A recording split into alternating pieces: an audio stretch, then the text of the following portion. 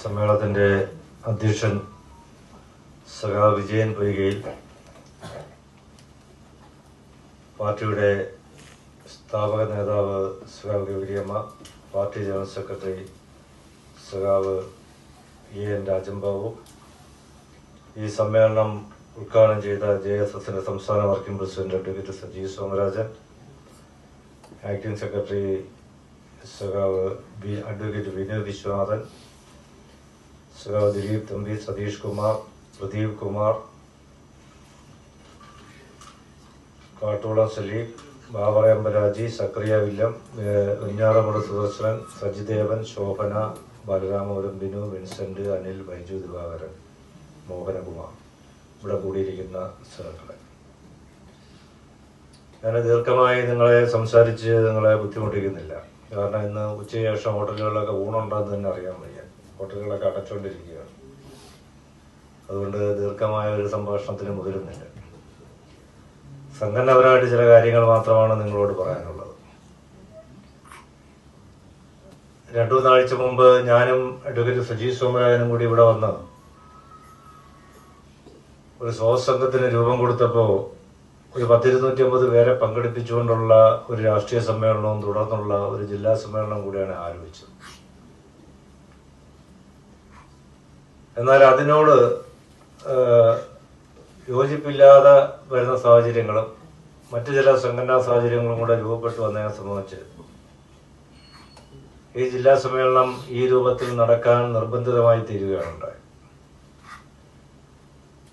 ഈ ജില്ലാ സമ്മേളനത്തിന്റെ പിറകിൽ പ്രവർത്തിച്ചവരോട് എന്തായാലും കുറച്ച് പ്രവർത്തനം നടത്താതെ ഇത്രയെങ്കിലും നടത്താൻ പറ്റത്തില്ല. പക്ഷെ എനിക്ക് സംഘടനാ പ്രവർത്തനവുമായി ബന്ധപ്പെട്ട് പറയാനുള്ളത്, സംഘടന എന്നുള്ള വാക്ക് അത് സംഘം ചേർന്നുള്ള ഒന്നാണ്. സംഘടനാ പ്രവർത്തനം ഒറ്റയ്ക്ക് ചെയ്യാൻ പറ്റത്തില്ല. അങ്ങനെ ആരെങ്കിലും വിചാരിക്കുന്നുണ്ടെങ്കിൽ സംഘടന വളരത്തില്ല. നമ്മളിതിന് ഏറ്റവും മാതൃകയായിട്ട് പഠിക്കേണ്ടത് ഉറുമ്പുകളെയാണ്. ഉറുമ്പുകൾ അവരുടെ ശരീരശേഷിക്ക് 100 മടങ്ങ് വലിപ്പമുള്ള വലിയ കടന്തലുകൾ വരെ അവരെടുത്ത് അവരെ കൂട്ടിൻ്റെ അകത്ത് ഉണ്ടാക്കും.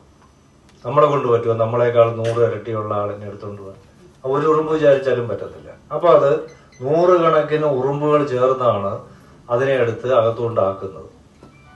അതുപോലെ ഒരു സംഘടനാ സമ്മേളനം വിജയിക്കണമെങ്കിലും കൂട്ടായ പ്രവർത്തനം വരണം.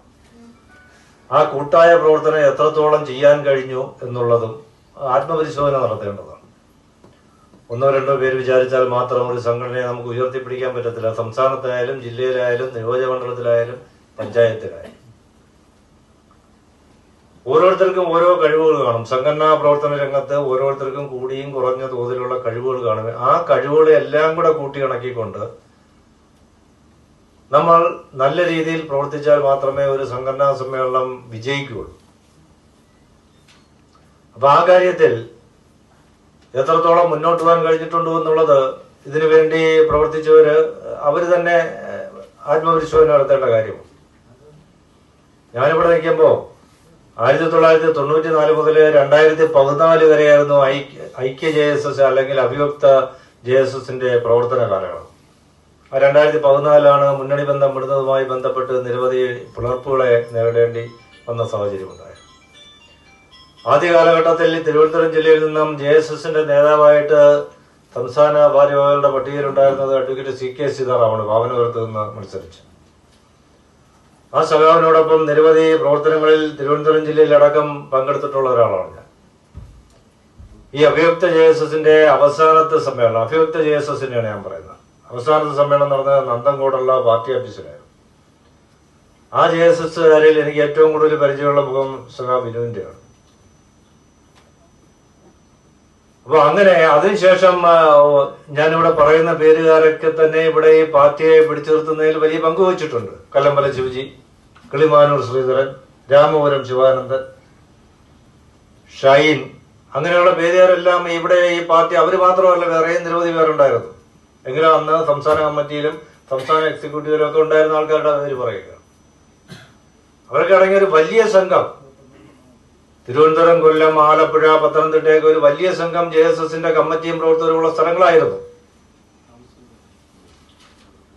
അപ്പൊ ഇന്നിവിടെ അങ്ങനെ ഉണ്ടായിരുന്ന ഒരു സംഘടനയുടെ ഇന്നിവിടെ ഒരു ജില്ലാ സമ്മേളനം നടക്കുമ്പോൾ ഇത് നടത്തിയവരോട്